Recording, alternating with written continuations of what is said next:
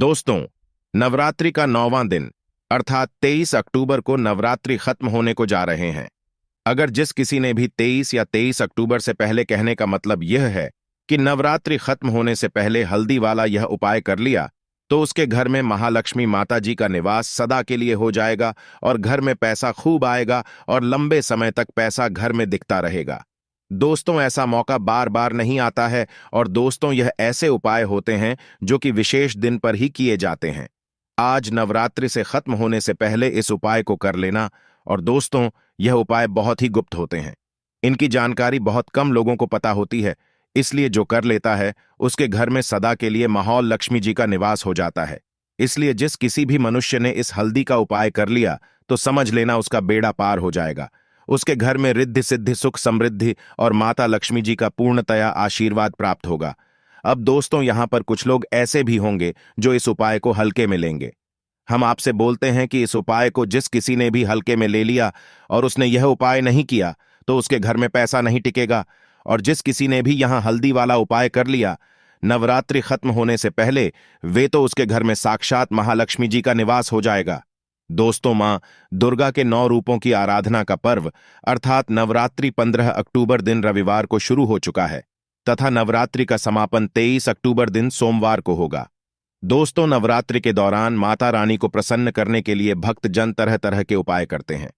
कुछ लोग माता रानी के लिए व्रत एवं उपवास रखते हैं, दान धर्म करते हैं, तो वहीं कुछ लोग माता रानी के लिए यज्ञ तथा हवन करते हैं तथा कुछ लोग अपने पैरों के वाहनों का त्याग करते हैं अर्थात अपनी मनोकामना की पूर्ति के लिए जूते चप्पल आदि का 9 दिनों तक प्यार करते हैं जिन्हें करके हम माता रानी के प्रति अपनी श्रद्धा प्रकट करते हैं।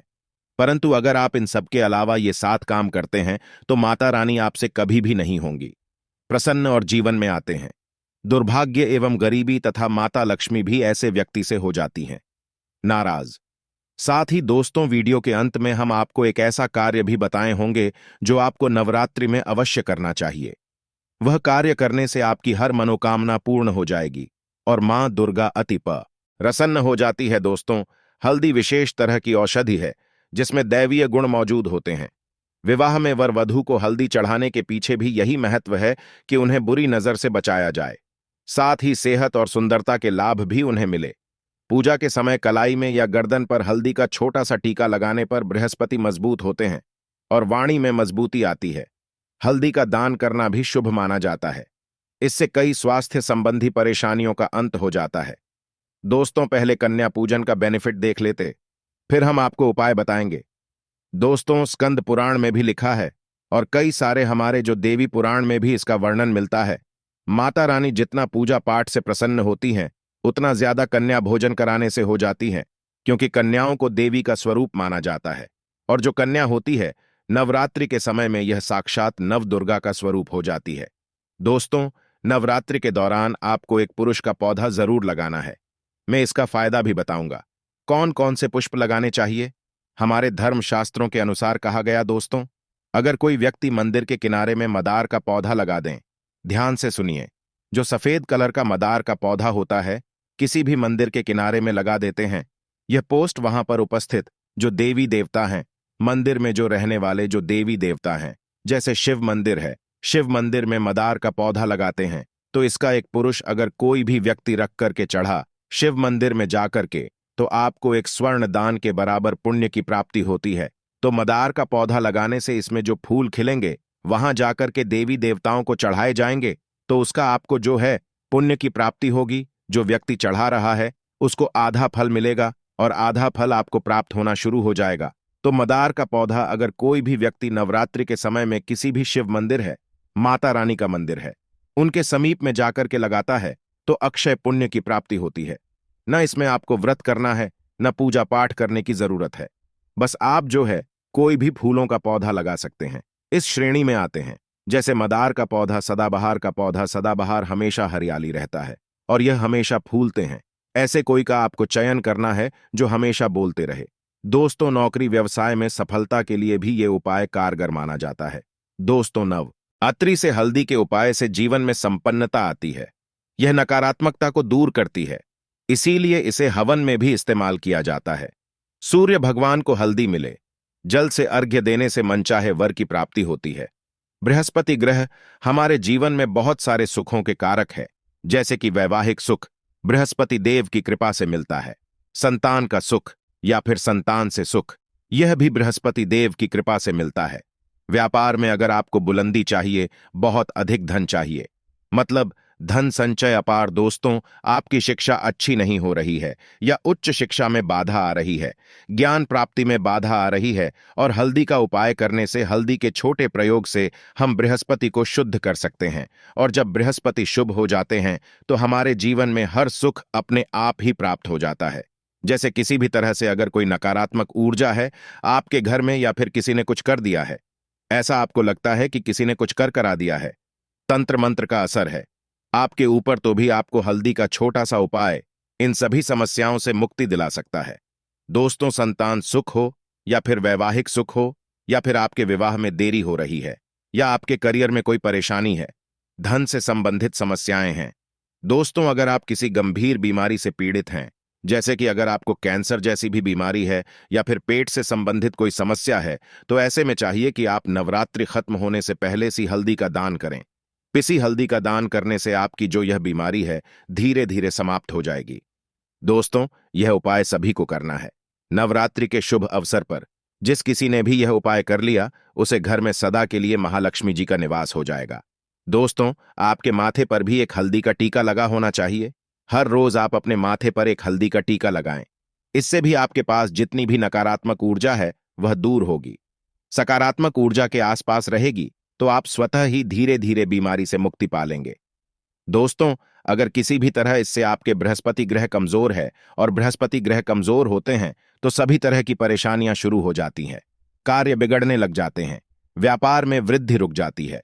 तो ऐसे में आपको चाहिए कि आपको हल्दी की साबुत गांठ लेनी है, और वह एक पीले कपड़े में पीले धागे से बांधकर, चाहे तो आप अपने बाजू में पहन सकते हैं या फिर अपने गले में हन लें। ऐसा अगर आप करते हैं तो आपके जीवन से जितना आगे से बांधकर, चाहे तो आप अपने बाजू में पहन सकते हैं या फिर अपने गले में पहन लें। ऐसा अगर आप करते हैं तो आपके जीवन से जितनी भी बृहस्पति से रिलेटेड परेशानियां हैं वह दूर होंगी। बृहस्पति मजबूत होंगे, क्योंकि पुखराज की तरह ही काम करता है। दोस्तों, यह उपाय ऐसे उपाय होते हैं जो कि गुप्त होते हैं, जिन्हें अक्सर पब्लिकली नहीं बताया जाता है, और हम आपको बता रहे हैं, तो कृपया आप इस उपाय को जरूर कर लें। दोस्तों, नवरात्रि के शुभ अवसर पर यह उपाय बहुत ही काम घर साबित होने वाला है। दोस्तों, हल्दी का यह टोटका हल्दी और पुखराज को बराबर ही माना गया है।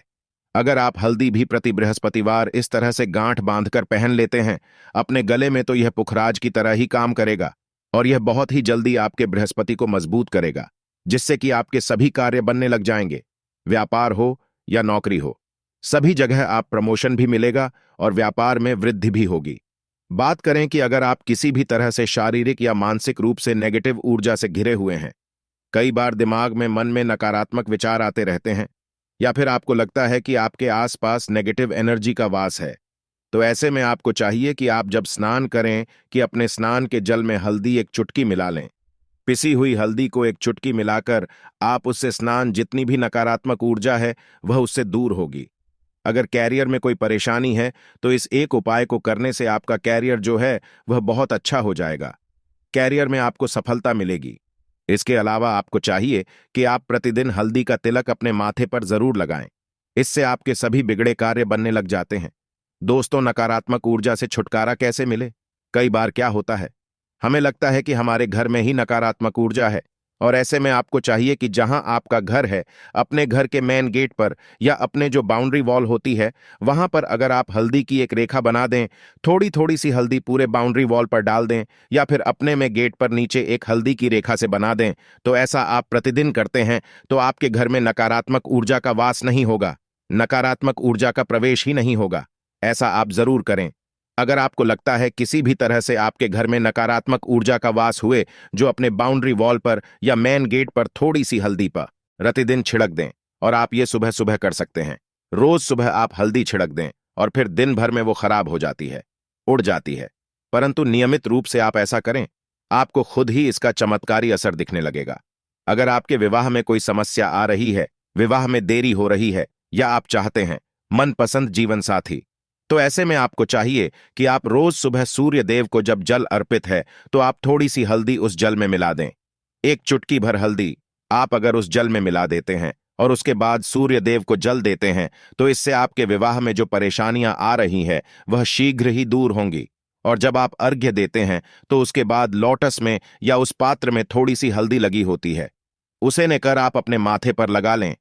ऐसा अगर आप लगातार करते हैं तो कुछ ही समय में आपकी जो शादी से रिलेटेड परेशानियां दूर होंगी।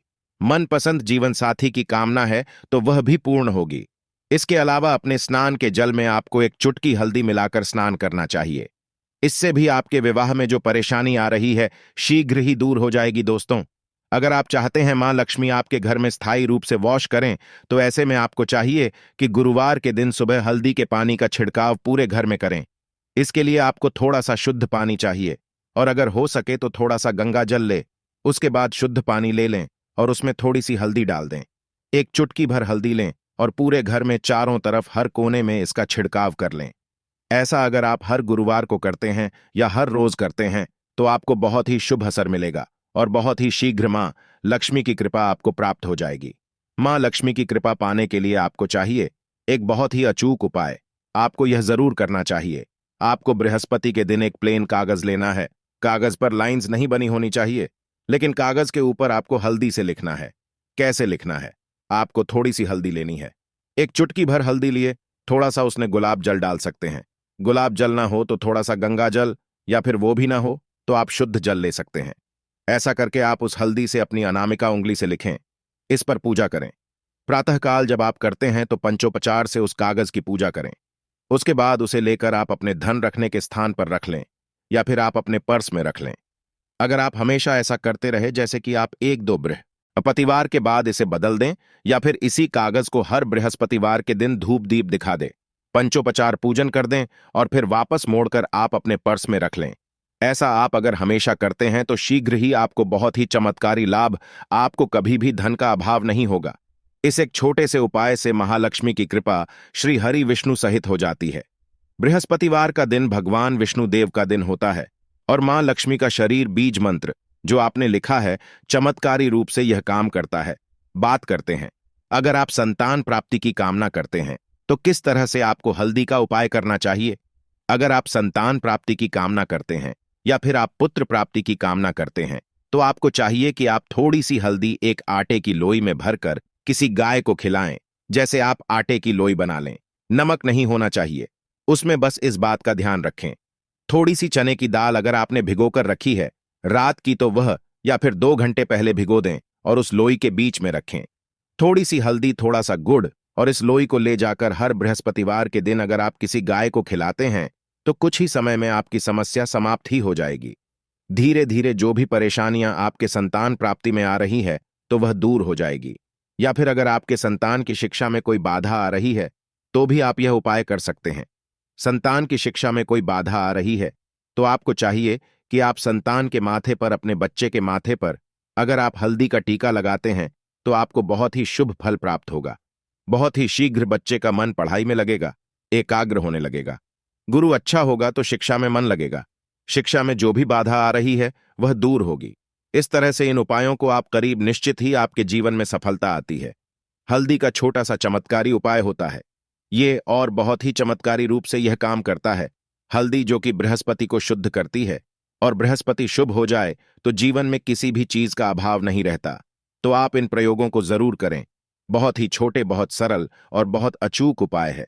दोस्तों, शास्त्रों के अनुसार नवरात्रि के दिनों में माता रानी का पूजन करने से, कन्या पूजन करने से मां अभय वरदान प्रदान करती है। दोस्तों, कुंडली में जो कष्ट होते हैं उन्हें ठीक कर देती है। श्रीधर की तरह ही सच्चे हृदय वाले व्यक्ति के सभी कष्टों का निवारण मां शीघ्र ही करती है। मां इनकी उपासना से विनम्रता का विकास होता है। सभी कष्ट, दरिद्रता, दुख, कष्ट नष्ट हो जाते हैं। नवरात्रि में माता रानी का व्रत और पूजन किया जाता है, लेकिन नवरात्रि के दौरान सबसे ज्यादा महत्व होता है कन्या पूजन का। दोस्तों, कन्या रानी जो होती है फूल की पंखुड़ियों की तरह नाजुक होती है। कन्या पूजन सर्वप्रिय है, श्रेष्ठ है। कन्या के रूप में स्वयं जगदम्बा देवी माता वैष्णो, 9 देवियां अर्थात समस्त ब्रह्मांड इनके शरीर के कण कण में वास करते हैं। बहुत कम लोग जानते हैं 33 कोटि देवी देवताओं का वास होता है। कन्याओं के मस्तक पर कन्या चाहे छोटी हो चाहे बड़ी हो, वह सदैव पूजनीय है। मां के समान मानी जाती है। दोस्तों, माना जाता है व्रत और उपासना से माता रानी इतना प्रसन्न नहीं होती है जितना कि कन्या पूजन से होती है। नवरात्रि में छोटी छोटी कन्याओं को माता रानी का स्वरूप माना जाता है। कन्याओं को भोग लगाया जाता है, उन्हें प्रसन्न किया जाता है और बदले में आशीर्वाद मांगा जाता है। दोस्तों, कन्याओं को प्रसन्न करने के लिए गिफ्ट आदि उपहार वगैरह दिए जाते हैं, माना जाता है। अगर कन्याओं को कोई भेज दी जाए और वह उसे खुशी खुशी स्वीकार कर ले तो इसका मतलब है माता रानी, अर्थात माता वैष्णो ने वह भेंट स्वीकार कर ली। जिन पर कन्याएं प्रसन्न होती हैं तो समझो उन्हें माता रानी का आशीर्वाद मिल गया और माता रानी की कृपा से उन्हें मुंहमांगा वरदान प्राप्त होता है। कन्या पूजन कोई मामूली पूजन नहीं होता। समस्त ब्रह्मांड में जो पूजा होती है उनसे कर कन्या पूजन को माना जाता है। 10 बार गंगा स्नान करने से और 100 बार यज्ञ करने से तथा 1000 बार यात्रा करने से जो पुण्य मिलता है वह मात्र एक बार कन्या पूजन करने से करोड़ों गुना भक्त को मिल जाता है, प्राप्त हो जाता है।